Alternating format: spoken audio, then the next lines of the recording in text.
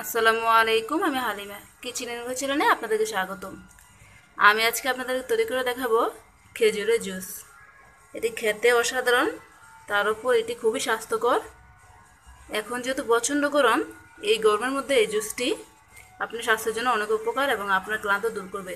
চলুন দেখে নিয়ে এটি কীভাবে তৈরি করতে হয়। আমি খেজুরগুলোকে ধুয়ে পরিষ্কার করে এর ভিতরের বিচিগুলো ফেলে দিয়েছি। আমি এখন একটা ব্লেন্ডারের মধ্যে এগুলো দিয়ে দিচ্ছি। আমি 3 গ্লাস জুস বানাবো, তাই আমি এখানে 3 গ্লাস দুধ দিয়ে দিচ্ছি।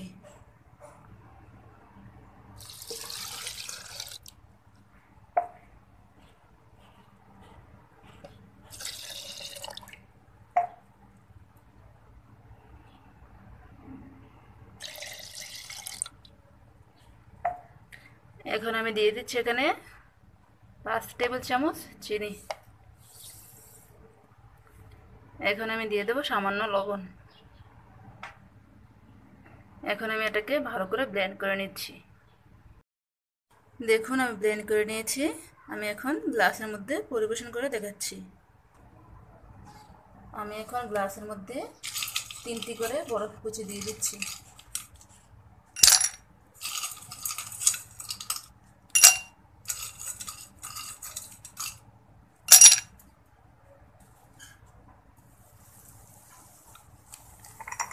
আমি প্রায় 3 মিনিটের মতো করে ব্লেন্ড করে নিয়েছি। ভালো করে ব্লেন্ড করে নেবেন, না হয় এগুলো একটু আস্তে আস্তে থেকে যাবে, খেতে ভালো লাগবে না।